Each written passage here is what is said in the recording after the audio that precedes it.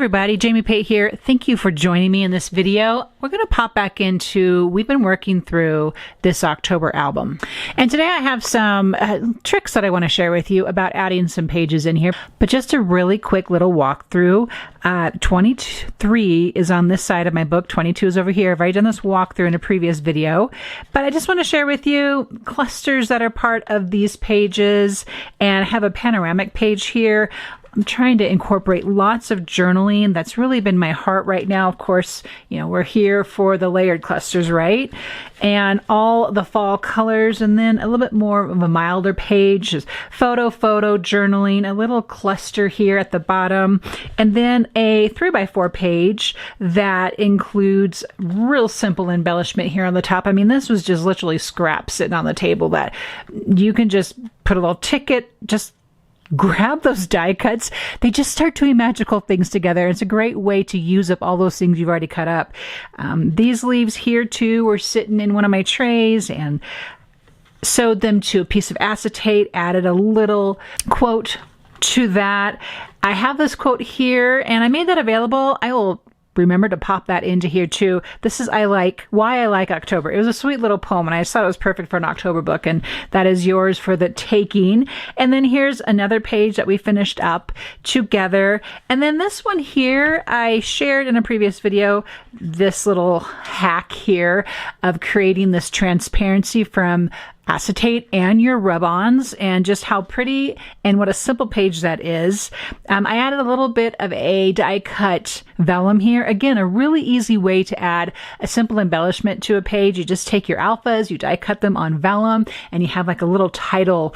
I printed a quote on this card. I trimmed down some 3x4 paper, printed the quote, added a little rub on there as well. And then I finished that particular day up on this side with some 6x4 photos, journaling. And actually here, I want to talk about this real quick, just an idea for adding journaling to your projects. And this hike here had some history to it. So I went and I researched the history online, which in itself was very interesting.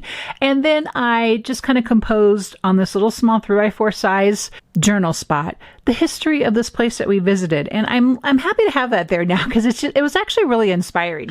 This is a very fun out of the pocket layered cluster, embellished cluster, and today we're going to talk about out of the pocket. Okay, so you've seen this is a 9x12 album and lots of 9x12 pages in here, but you know, sometimes we don't want 9x12 pages. Sometimes we want something a little smaller. So I want to share with you today, this is a 6x8 open. I call it open because it's just completely open. There's nothing in it. This is a 6x8 page protector. And if I were to use the holes that were already on here, well, and to add this to my book, well, then I would be way up here and kind of going over my book a little bit, or I'd be way down here. And again, same thing, kind of going beyond my book here. Not a huge fan of that for obvious reasons, right? So this is what I'm going to do. I'm going to come in here with a regular size 9x12 pocket page protector. And I'm going to kind of line up in my mind's eye where I think I would like this page to fall. And I'm a rule of thirds kind of girl. So I'm going to kind of leave this third part of the page open up here. And I'm going to bring the 6x8 down into here. Okay, so then what I'm going to do is carefully hold on to everything and pull that out of the rings, pull it over a little bit so that this part of the page protector that then is attached to the binding, that all that is even. I'm charting this because I have some large paper clips here, and I am going to just put these in place together and make sure I'm in the right situation here. So that way I don't have to worry about holding those together. So now what I'm going to do is I'm just going to punch those holes so that I can now use this in my 9x12 album. So I'm grabbing the We Are multi-hole punch. Hole punch, that's redundant, wasn't it? But there's a reason why I like this one in particular. There's a 1/4 inch hole punch, which is the perfect size for these pocket pages. Sometimes these other ones are too small and you don't have a real good ability to turn your page if you are punching your holes too small. So that's why I go for this one. So I'm making sure that this is actually the hole from the bottom. I'm going to line that right up here And I'm just going to go ahead and punch that through. Okay, I got to kind of pull that out a little bit. I might actually need to grab some scissors here and just finish cutting that off. Okay, so I got one done. I'm going to do the same thing down here. I only need to have 2 of these holes punched. Let's get in the right place, James. There we go, there we go. So having these paper clips in place here just kind of frees up what my hands have to hang on to while I line this up. Okay. It gets a little stuck in there. I'm really only cutting one protector though, right? Because the other one has holes in it. Okay, so at this point, all I need to do is pull those clips off. I'm not using this page protector. I'll put that away. And then I'm going to see how this lines up here. And there you have it. So now I have a 6x8 page in here. I probably actually need to just go in there and maybe make those holes just a tiny bit bigger. But now what I want to share with you is scrapbooking outside the pocket. I know you're like, Jamie, you just put a pocket in there. Now you're going to scrapbook outside the pocket? Yes, I am. Okay, so a couple of things that I like to have. I've explained in previous videos that I don't actually do a whole lot of pocket page protector type albums. I do it for my October album and I do it for my December album. That's in a 6x8 album. And just for everything else, I'm usually using the storyline chapter sizes books, or I'm using DIY albums that I have made myself. So the thing about the October book, the pages are combination pocket pages. There's also outside the pocket. There are clear pockets that have something in them embellishment wise and that you can see through them. But then another thing that I love art journaling. And so a lot of times art journaling, it shows the beauty that maybe you can't necessarily say. So that's what I'm going to attempt to do today. I wanted the 6x8 size because my page is going to sit on top of here. And then in our last October video series, October album series, I'm going to have another inside the pocket layout. Okay, so that was a lot of words. So what you saw me do here is I took this piece of heavy cardstock and I marked it, because even though these are 6x8, they're not true 6x8. They lie to you. So I have to mark all these so that I'm actually getting the size that I want. And so I'm just going to trim this here.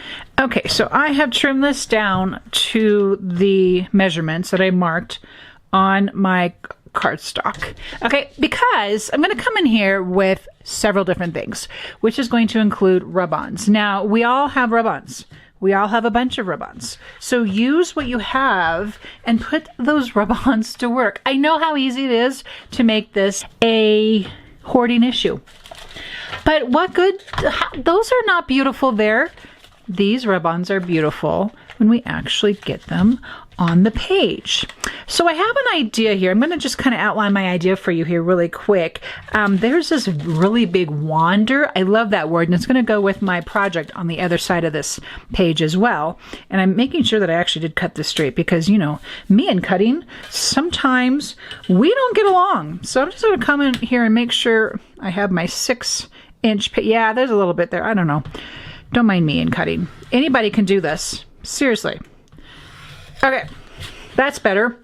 This wander, I know I'm going to want it to kind of come up here and be sort of a title. I'm going to come in here with some of these leaves that I have here. But first, let's grab a silicone work mat and speckled egg. I want to layer in some color. So I'm going to splotch this on my surface here. I'm going to take some water and get that to bubble up a little bit and even come in here and kind of disrupt it a bit. I'm going to take my cardstock and just give it a little bit of color. Now, speckled egg goes on super subtly. It's a great color to use as the very background on your art journal type page. I'm gonna grab this guy and just give it some drying. Now you can either use a heat tool to dry, or you can just have several things going at once and just let it dry on its own. Like it'll dry still just as beautifully. The other thing you can kind of do as well is take your craft towel and come in here and pick up some of the color. So we're going to clean this, and then we're going to come in here with a little bit of, I believe, peeled paint. I'm kind of going back and forth. Do I want peeled paint? I think I do.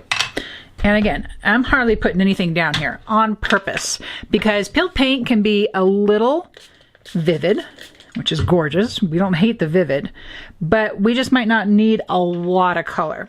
So I'm going to be a little bit more, oh, see that? Now when it dries, it's not going to dry quite as bright, which might just save us here. But I'm going to go ahead and dab up a bunch of that because I'm just all about the subtle here. I don't want it to be, wow, look at your background and all that color. I'm assuming you might not want it that way either. So just adding that color like that and blotching it a little bit. Blotching's a new word. It's my new word. I'm going to just embrace that. I'm going to dry it and make sure it's all dry. Okay, so the next thing you can do is grab your favorite stencil and add some marks here and there. And again, keep it subtle. Less is more. Around, coming in here, again, speckled egg is a great color for being super subtle. Maybe you have a favorite subtle color in your stash that you want to try this with. I would suggest doing that. Find your favorite stencil and just have some fun. Start with a smaller page. Start with something that's maybe like a 3x4, right? And then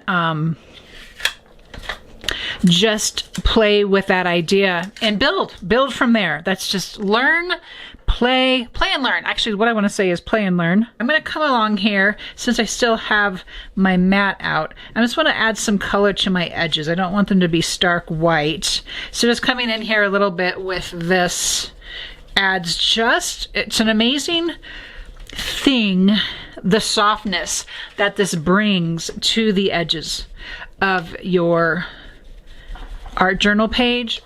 All right, what I'm going to do next, since I already know I want this good large size title in here, I'm going to come in here and trim that out.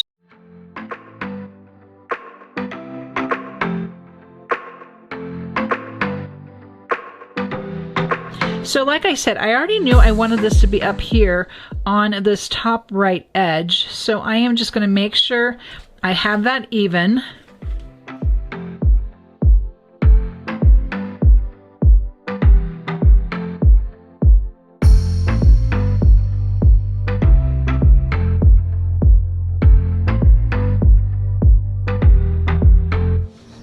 I think the thought is that you cannot add rub-ons to inked pages, but you can.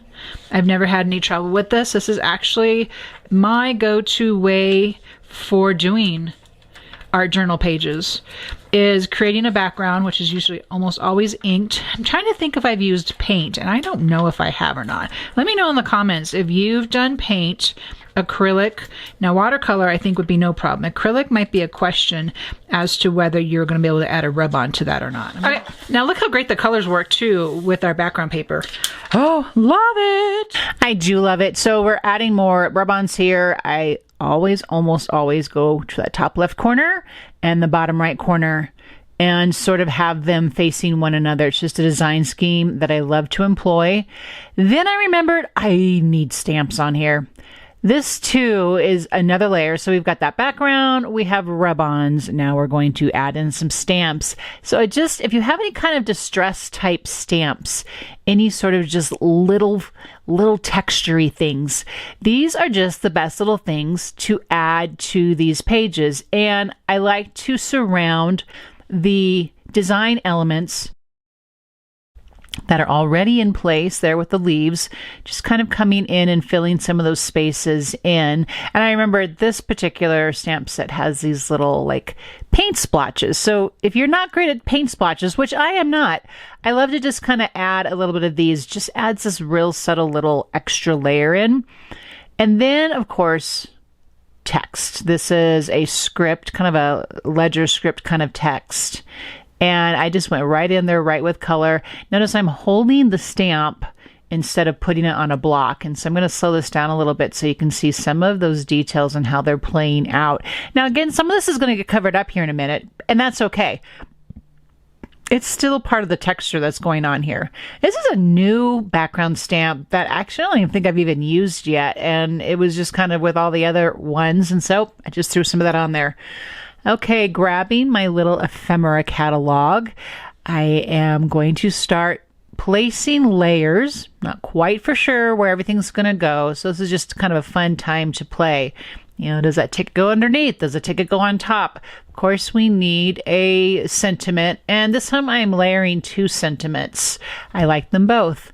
And of course, die cuts. If you have pre-cut die cuts, this is a great place to go see what your stash looks like. Grab those elements and put them to work and just tuck them in. So as usual, I like to just kind of layer things together and see how they go. Then I tore the ticket. I'm layering those pieces together and attaching them with, used a mini attacher, and then I actually hot glued that other piece on. And so this is just clustered or embellished clusters 101 at work here. And kind of just going with whatever's moving me. You kind of get into a flow when you start practicing these layers. It's a great thing to just play. Grab your scraps, grab your die cut floral pieces, anything that maybe you didn't use on another page layout somewhere. Keep them all together. Find a way to organize those. And then they're just all together and you get then just to have fun and see what you come up with. And you really will surprise yourself. It's very much a joyful exercise to see what works, to see what doesn't work. Oh, of course, a butterfly. We have to have butterflies. So you've seen me do this trick before. I rub this onto vellum. And that way it's still very ethereal, but it has some structure to it, which I like. Because when I do get done here fussy cutting this, which has become its own little odd therapy in my these days for me.